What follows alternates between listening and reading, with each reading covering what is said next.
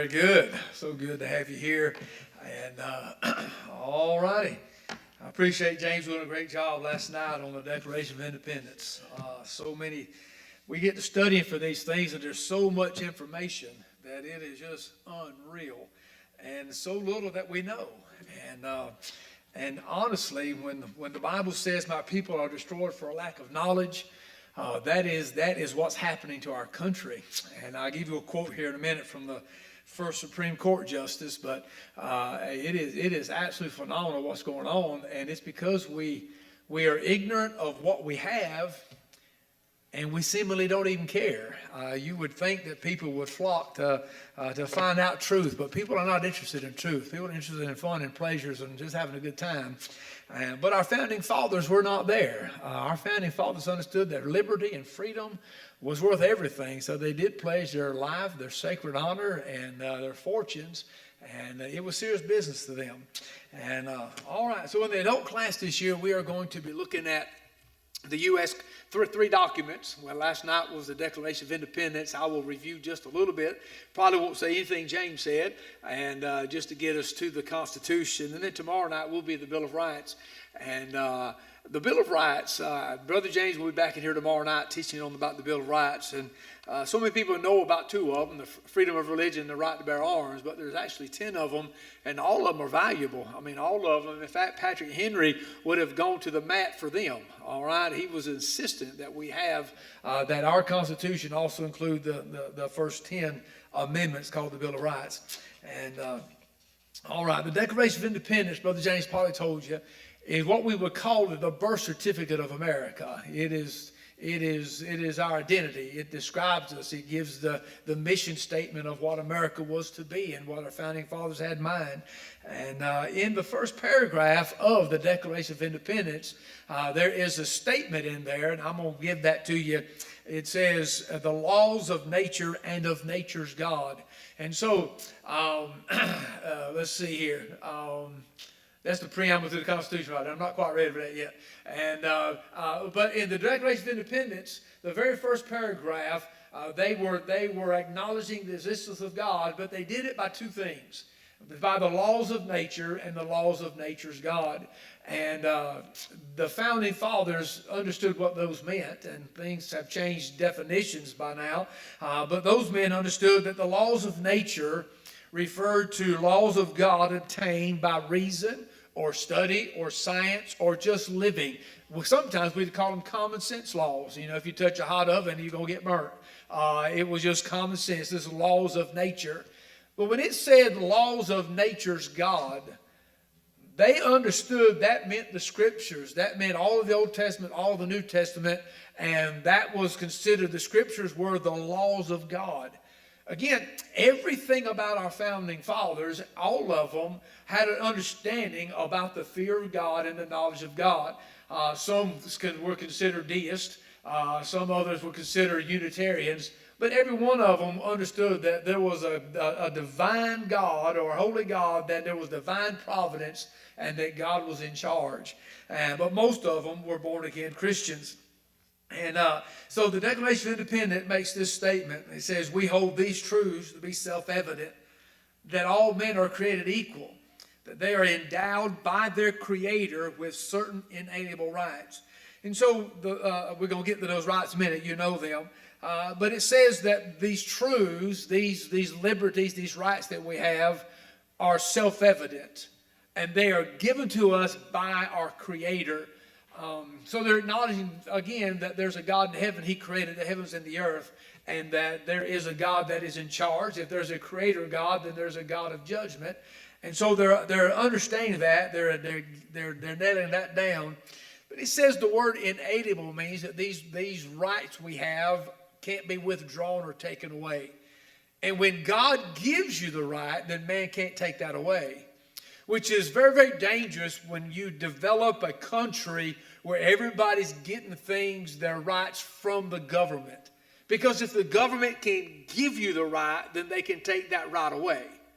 All right? And so the Declaration of Independence, our mission statement for our country, says that the Creator of the universe has endowed us with rights that cannot be taken away. And those rights involve three things: the right to life, liberty, and the pursuit of happiness. Now, we're going to deal with those here in just a minute, but I want to just let you understand that when it deals with the idea of life, that means that the government really doesn't have any power to take a life nor put a life into slavery. All right, and so slavery was a big deal. We'll cover that in just a minute. But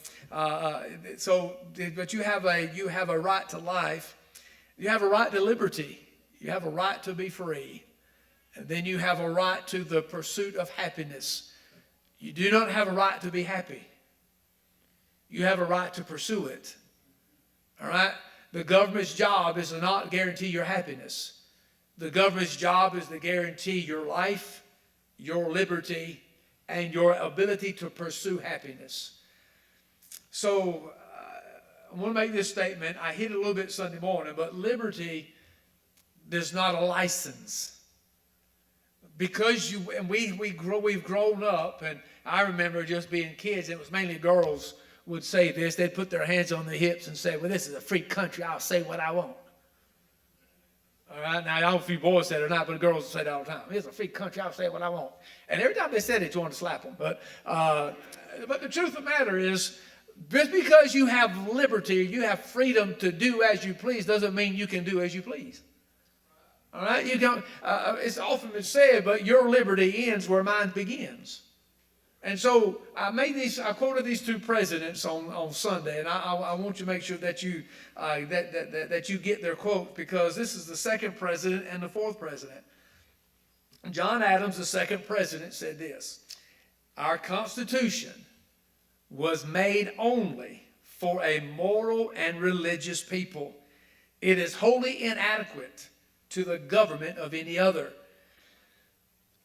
Because we're so entrenched with liberty and everybody has the freedom of religion, this Constitution falls apart if you take away a relationship with God from it. Because all the heathens do is pick up on the word liberty. Just like a rebellious teenager that wants to do whatever it wants, if you give them liberty, they're going to do wrong.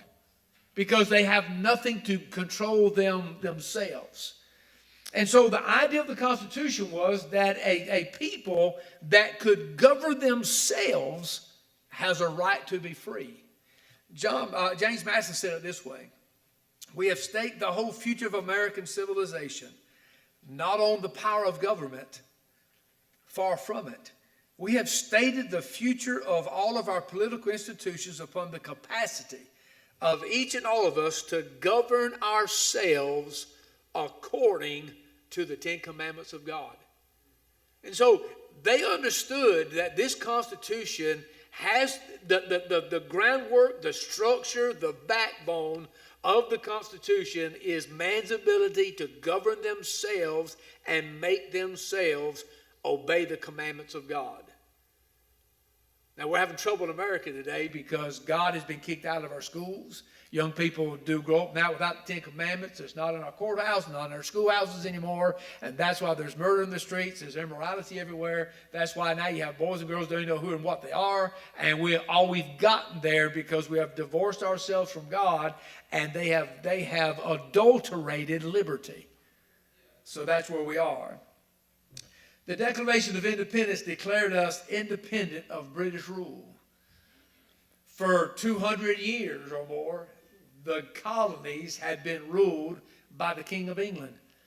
Sometimes the distance was so far that the colonies had to develop laws of their own to live by. In most of the places, it was the laws of the Word of God. People would go to school so they could read the Bible, so they could understand what God said. It was the book of all books. And so the Parliament was so far away that every state, every town started its own rules to live by, and most of them agreed with this book, and so they meshed together up and down the East Coast.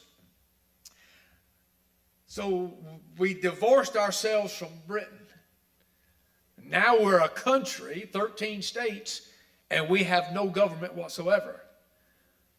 And so they decided they would put some things down on paper and send it to all the colonies, and they passed it, and it was called the Articles of Confederation.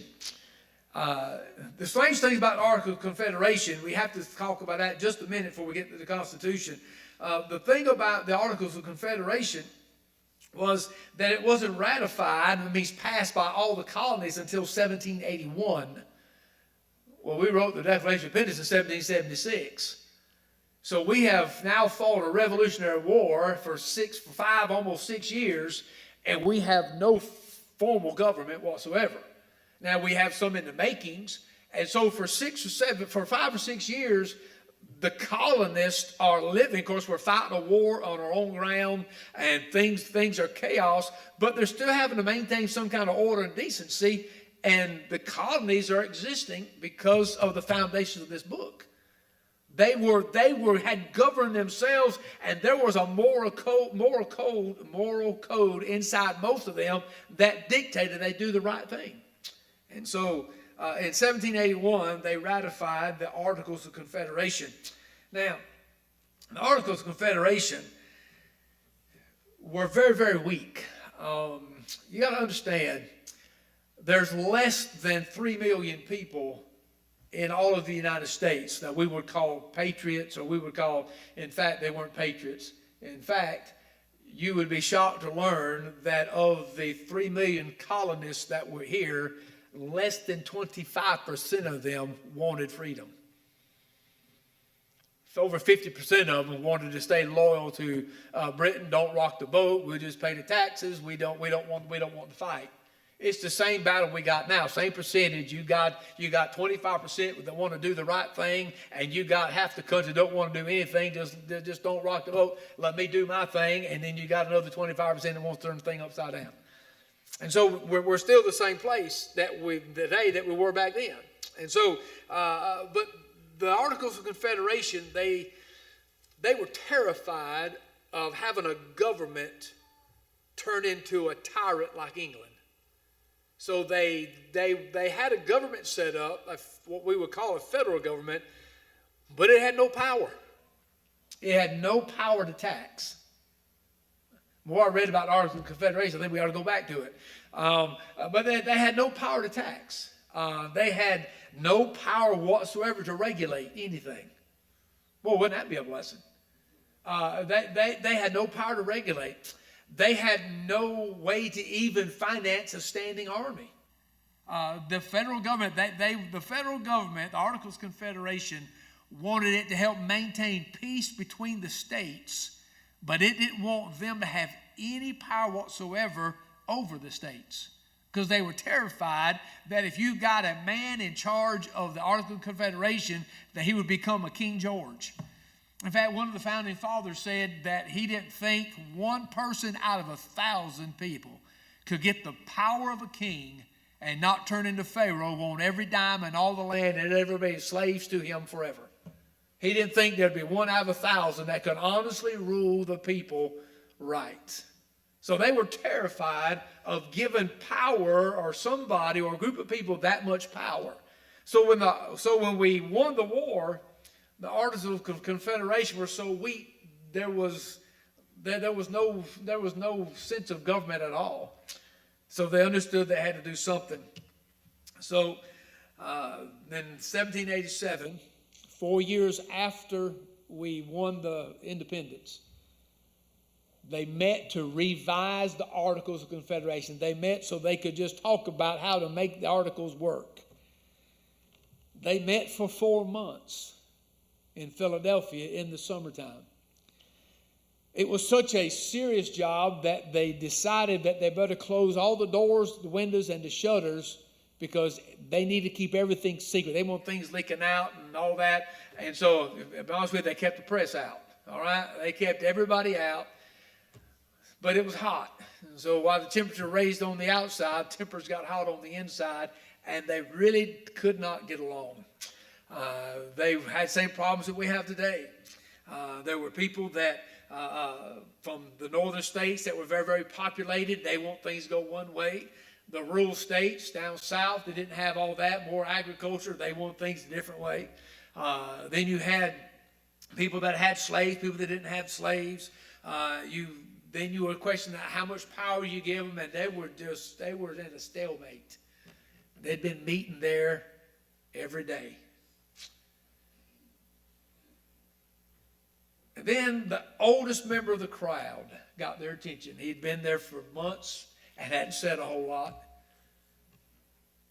He got their attention, he said, and he made a statement that's very, very famous. And I'm just going to read it to you because it's what started, it's what got us into the well, if I can find it. Here we go. All right, it's going to take a minute. But Benjamin Franklin stood and got their attention. Now, if you read books and you try to check on Benjamin Franklin, everybody's going to tell you that Benjamin Franklin was a deist. I don't see how he could be a deist. A deist simply means that they believe that there's a God that started everything, but he could care less. He just started the whole world and walked off and left it. He could care less. He does not get involved in the affairs of men. He doesn't, there's no need to pray because he's not interested anymore. He started it and he's gone, and that's what a deist thought.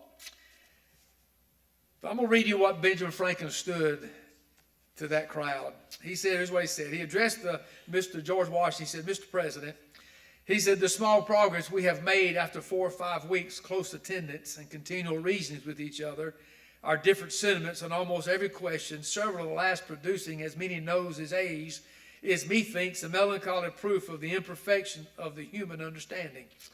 We indeed seem to feel our own want of political wisdom since we have been running about in search of it. In this situation of this assembly, groping as it were in the dark to find political truth, and scarce able to distinguish it when presented to us, how has it happened, sir, that we have not hitherto once thought of humbly applying to the Father of lights to illuminate our understandings? In the beginning of the contest with Great Britain, when we were sensible of danger, we had daily prayer in this room for divine protection. Our prayers, sir, were heard. They were graciously answered. All of us who were engaged in the struggle must have observed frequent instances of superintending providence in our favor. To that kind providence we owe this happy opportunity of consulting in peace on the means of establishing our future national felicity. He said, and we have now forgotten that powerful friend, or do imagine we no longer need his assistance. I have lived, sir, a long time. The longer I live, the more convincing proof I see of this truth, that God governs in the affairs of men. Let me stop, just stay for a minute right here. If you remember last year, Benjamin Franklin became very close friends with George Whitefield. George Whitefield was a hellfire and damnation preacher.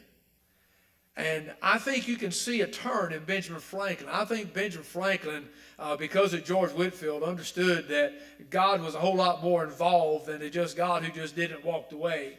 And all of a sudden, because of our fight, and because of what God had done, the miracle that took place, I believe Benjamin Franklin understood that there was a God that was real. And I don't know have any proof that ever trusted Christ, but he was no longer a deist when he comes to this point. All right? And he said, if a sparrow cannot fall to the ground without his notice, again, he thought God created the world and walked off. Now all of a sudden he notices every sparrow that falls to the ground. He says, if a sparrow cannot fall to the ground without his notice, is it probable that an empire can rise without his aid? We have been assured, sir, in the sacred writings, that except the Lord build the house, the labor in vain that build it. I firmly believe this, and I also believe that without his concurring aid, we shall succeed in this political building no better than the builders of Babel. We shall be divided by our little partial local interest. Our projects will be confounded, and we ourselves shall become a reproach and a byword down to future ages. And what is worse, mankind may hereafter from this unfortunate instance despair of establishing governments by human wisdom and leave it to chance, war, and conquest. I therefore beg leave to move that henceforth prayers imploring the assistance of heaven and its blessing on our deliberations be held in this assembly every morning before we proceed to business, and that one or more of the clergy of this city be requested to officiate in that service. And George Washington smiled and said amen, and they passed it. And the next morning, from that, they broke out in prayer that day.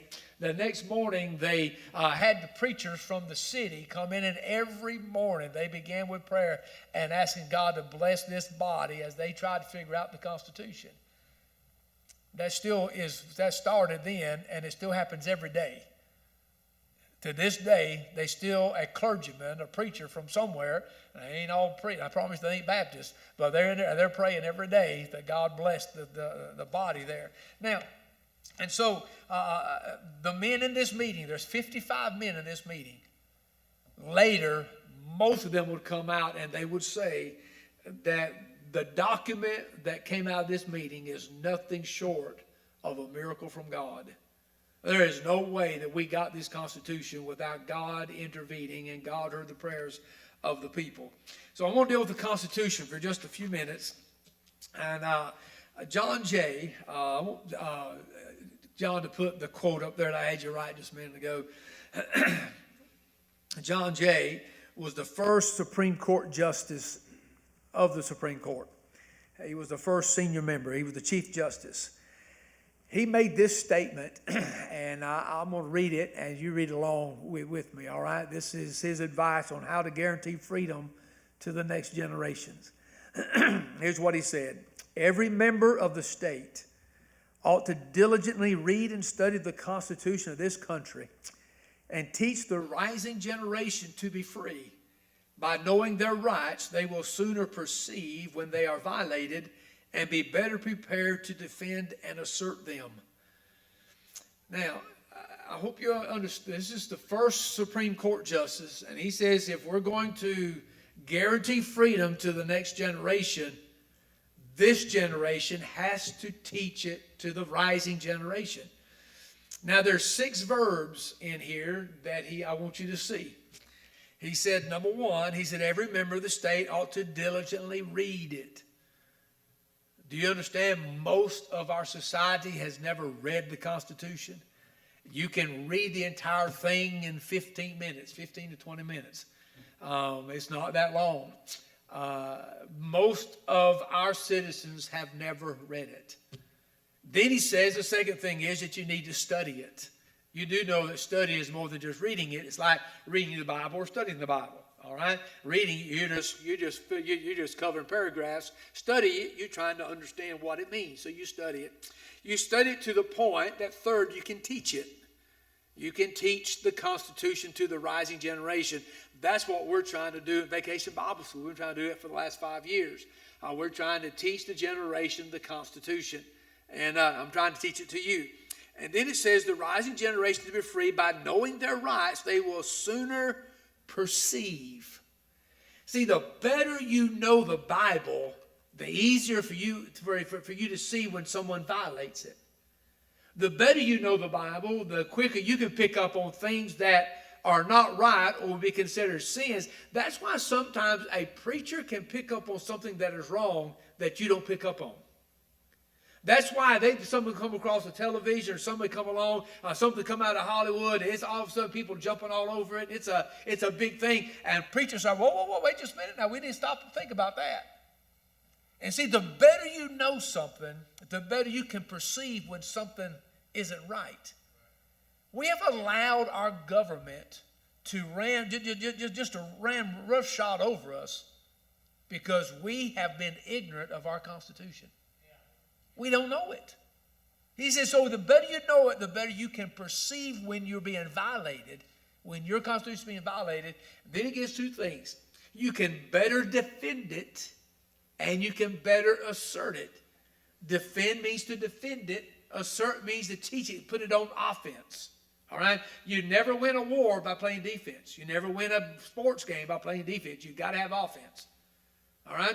And so he says, and so John Jay, the first Supreme Court Justice, if you want to guarantee freedom for future generations, you got to teach the rising generation the Constitution good enough they know it when it's being mistreated. We have failed right there. Now, Constitution starts, we the people. And this is what my shirt says, we the people. You see it, it's a slogan, we the people, we the people. And I don't think that we understand exactly what that means. The Constitution, when it was written, they started off, we the people. For the first time in the history of the world, a people formed a government themselves. Most time it was even a nation of Israel. There were kings and families, and they became kings. And so, one died, the son became king. People didn't establish it. So for the first time, the people have set up their own government. So when you think about it, that puts a little different light. That puts a little different slant on everything. We'll say something that you probably have heard, but it doesn't register. Our government is supposed to be subject to us.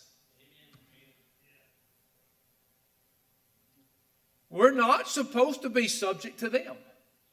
Now, I believe if we elect our officials, I think we should honor and respect them. And by the way, they should never, I got it down to say them one at a time, they should never pass a law without the approval of the people. The way our whole system is set up, no law should be passed without the approval of the people. So if there's a law and we have an official, they were put there by us, the laws were put there by us, and so we ought to submit to them and obey the laws that we passed. So that puts a different light even on Bible verses. For instance, let every soul be subject to the higher powers. For there's no power but of God, the powers that be are ordained of God. And I think we ought to submit to authority in our lives. But did you know America's a little different? Our government is supposed to submit to us.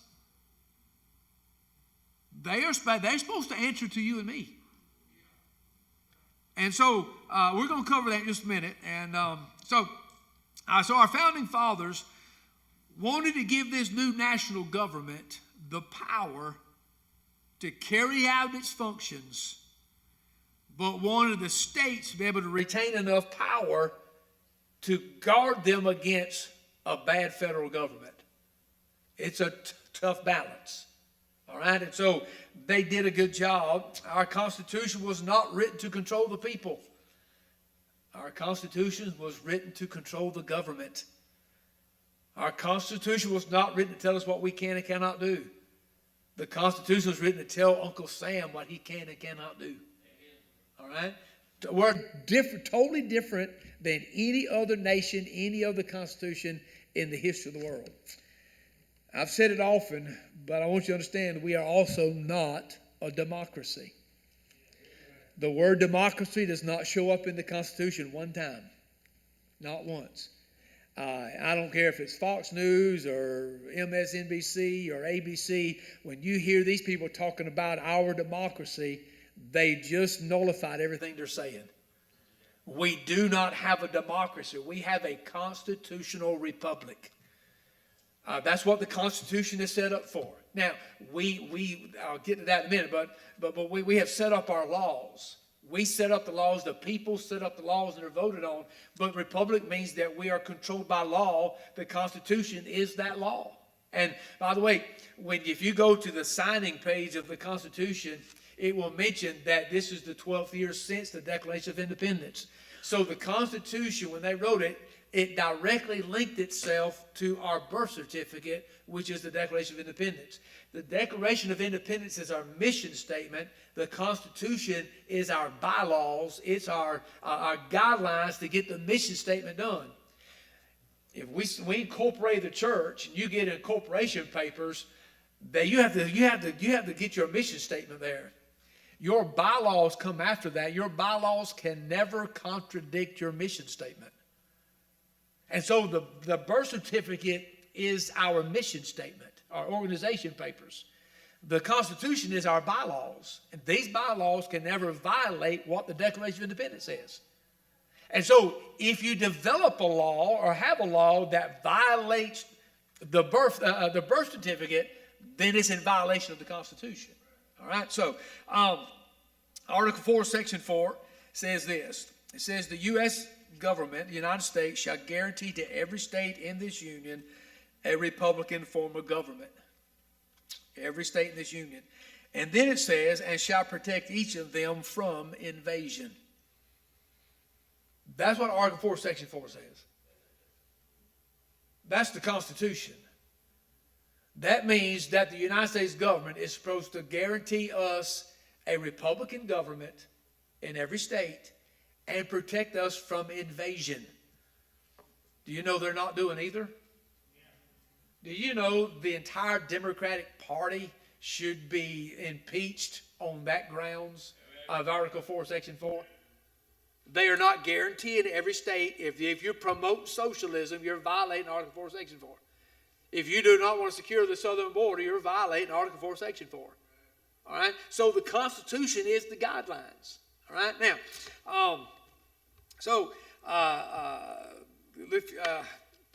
there you go. You're ahead of me now. Good job. Preamble of the Constitution right there. Let's look at that real quick. It says, we the people of the United States, in order to form a more perfect union, establish justice, ensure domestic tranquility, provide for the common defense, promote the general welfare, secure the blessings of liberty to ourselves and to our posterity, do ordain and establish this Constitution for the United States of America. Understand, these are the bylaws built on the incorporation papers, the birth certificate of the Declaration of Independence. The signing page of the Constitution directly links it to the Declaration of Independence. I think it's important that you notice it says secure the blessings of liberty. The word blessings there is a word that describes benefits or favor from God. That's what the blessings means. And so the Constitution establishes us that these things the Constitution guarantees us are blessings of liberty from God. And I'm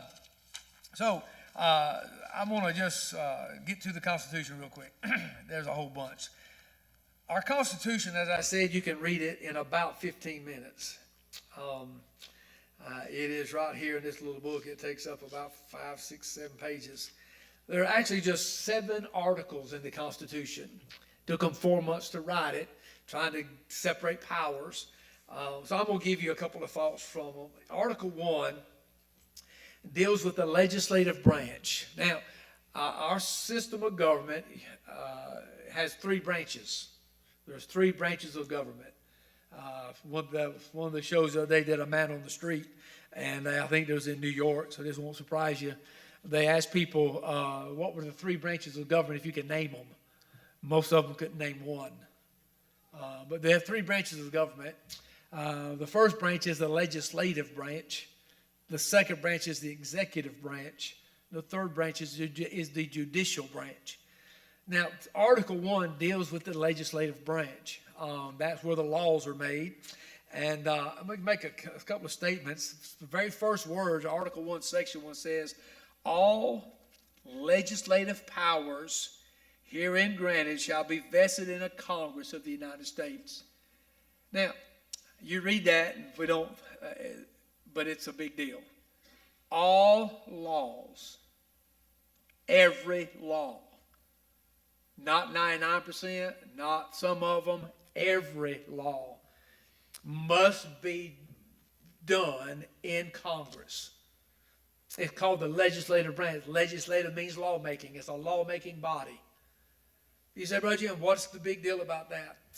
Well, that means that presidents, the executive branch, or judges, the judicial branch, cannot make laws. It's unconstitutional. That means that the Supreme Court just said, this is right, the mask mandate was unconstitutional. Now, I was saying it the whole time because a president or a judge has no constitutional authority to make a law. You cannot do it. That's why executive orders can be overturned easily because they never were made law. You have to, every law has to be made in the Congress and passed according to the Constitution. That means you got to, we'll get to it in just a minute, but you got the House of Representatives and you got the Senate. It's in the Constitution. The Article 1 is this way. You got the House of Representatives. They're elected every 2 years. They're based on population. Every state has a different number of representatives based on population. In Senate, every state has 2. No matter how big the state is, Senate has 2. We have 2. Texas has 2. Texas has far more representatives than we do because they're more populated than we are. And so the House, that's one side of it, but if the House makes a law, it has to go to the Senate, and the Senate has to approve that law. If the Senate makes a law, it's got to go to the House. And so both houses have got to agree on the law, and then it goes to the president, and he can sign it and sign it into law. And so it limits the power of the president, but it also limits the power of each house. And so the idea is that you cannot have a law made unless you and I vote on it. Did you vote for a mask mandate? Did you vote for a vaccine mandate?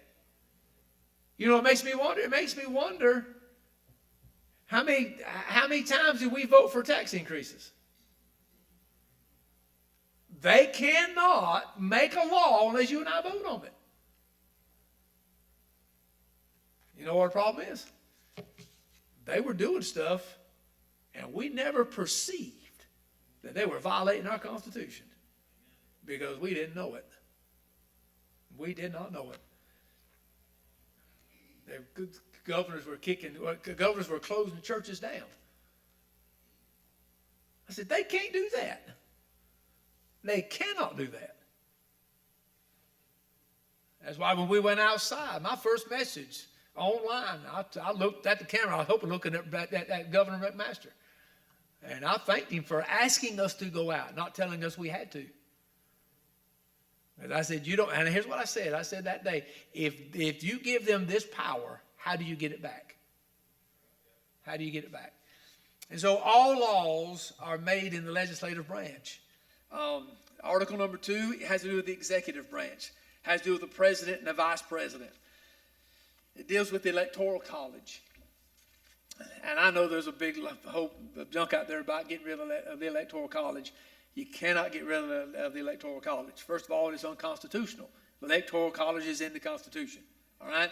Every state has a certain number of electors. It's the number of your representatives plus the number of your senators. That's how many electors you have. South Carolina has 9. All right? If you got rid of the electoral college, one benefit to it would be you would never see a presidential campaign ad again. You never would see one. The cities would then pick all of our presidents and all of our leaders. New York, all the liberal cities, because that's where the population's at. The electoral college is the only reason you and I even have a say in any of elections. Because they got to have the electoral votes. They got to have they got to have those votes. And so that's why your vote still matters. If you got rid of the electoral college, they wouldn't even care about Hartsville, South Carolina. They wouldn't even care about South Carolina. Not a bit. All right? So, but it has to do with the executive branch. It has to do with vice president and the president. Article 3 deals with the judicial branch. Judicial branch, it's not the weaker of the branches, but it's not supposed to have the power that they think they got now. The problem with the judicial branch is that many of the justices up there don't know the Constitution, and they don't know this. And this is the foundation of the law. And so they're supposed to interpret the Constitution based on the Declaration of Independence, which is based on this. And so if that is removed, then you got judges doing that is right in their own eyes, or how they're being paid on the side, and all of a sudden the Constitution falls by the wayside. Most of the things going before the Supreme Court now should not even be there. It should have been settled a long time ago in the lower court if we could get a hold of this book, get this book back where it's supposed to be. Because it's law. It's the law. It's the law. So Article 3 has to do with the judicial branch. Article 4, won't deal much with it. It has to do with the relations, how states get along with each other. In other words, you have the freedom to go from South Carolina, North Carolina, Georgia, to, kids to go camp on Monday. They can hop in a van. They can go all the way to Tennessee. They can go all the way to Arizona, and you are free to live in this whole country. That has to do with Article 4, how states relate to each other. All right, and it's still, states still have power. The states have power over their own National Guard. It is true that the president cannot tell the South Carolina National Guard to do anything. All right, the governor can of the state of South Carolina. All right, so it has to do with separation of powers, so that the states can still maintain some kind of a safeguard against a tyrant in the White House. Okay, and so Article 4, relation to states. Article 5 deals with amending the Constitution. It has been amended. I think we're now at 27 amendments, I think, something like that. And we had one amendment, then another amendment undid that amendment. So there's two amendments that cancel each other out. And so anyway, they are amendments, but it's hard to amend it. And I think it's by design. I don't think, for instance, I think there's a push to change the Constitution, just like there's a push to change this. People change this because they don't want to live by it. People want to change this because they don't want to live by this. And you really got to stop and question people who want to change this or this. All right? And so Article 6 deals with national debts. It's pretty interesting. If you read Article 6, the first thing it says, because we're changing governments, it's like a business has just changed its name, kind of, they get bought out. I think Bed Bath & Beyond just got bought out. Then it's going to reopen back up as Bed Bath & Beyond. I understand that. And what it is, they're trying to get out of some debt. Well, the first thing about Article 6 says, yeah, we're changing our government, but all the debts that we owed, we still owe. The idea was America was going to pay their debts. Now, I don't know why Haim Salomon didn't get his $60 million, but the idea was that we're going to pay our debts. And then the rest of Article 6 deals with the supremacy of the national government. But there's a statement I want you to see. It says, every member of Congress shall be bound by oath to support this Constitution.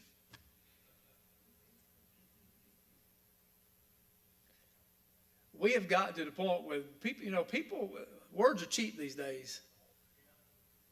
People can lie in a skinny minute. But if you got a politician who swore by oath to uphold this Constitution, and the next day you see him tearing it down, that should be ground for treason or impeachment. According to the Constitution. See, we have just got to get where we know it, to where we can readily perceive it when something goes wrong.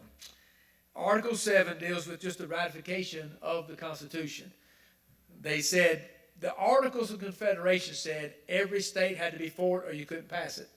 So guess what? They never passed anything because not all 13 colonies could agree.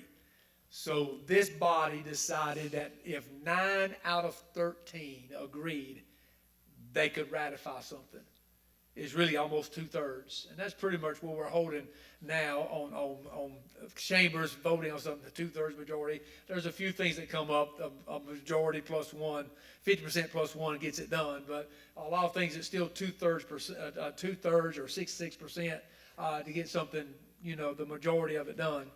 And so the Constitution was passed 1887, and for 230 plus years, it has withstood an onslaught of trouble. The average constitution in the world lasts 17 years. So go back to that room in Philadelphia, those guys sweating in a sweat box for 4 months. Didn't think it could make it, didn't think it would work. But when it got all said and done, they said, I believe that's a miracle. I believe it's a miracle. So you get to live the best of both worlds. You get to live according to that book, and you get to live in a government that's supposed to live by that book.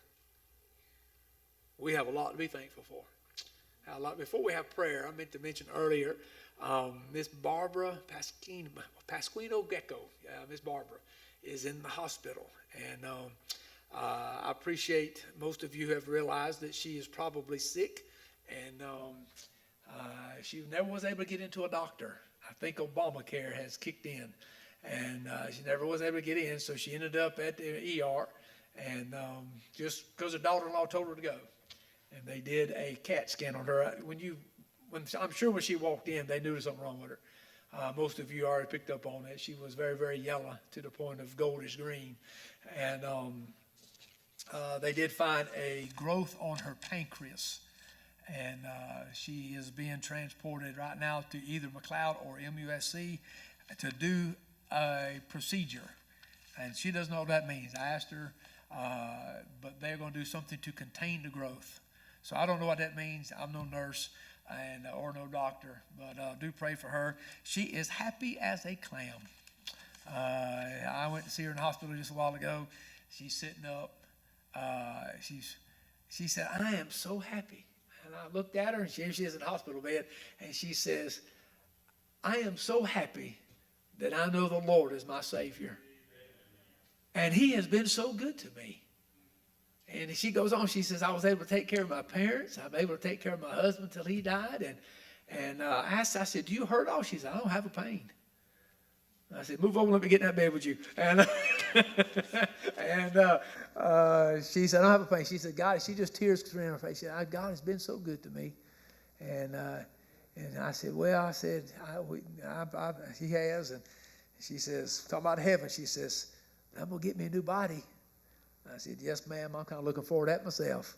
And so pray for her. I don't know the details yet. There's nobody here, her family. I'm not sure what they're going to do. They're kind of scattered. And so we'll be keeping up with her. And but pray that, I don't know what that means. I don't know how you contain it. I don't know. But anyway, so pray. And all right, let's pray. Heavenly Father, Lord, thank you for giving us America. Lord, because of your blessings we were born here. Because your blessings we'll get to live our lives here, raise our family here, and die here. Thank you, Lord, for the Constitution. I pray that you help us to understand how important it is. May we get serious enough that we read it and study it and teach it. And Lord, I pray that you'd help us. Our country sure needs a miracle. And I pray that, Lord, you help it to start here. Help us make a difference. In Jesus' name, amen.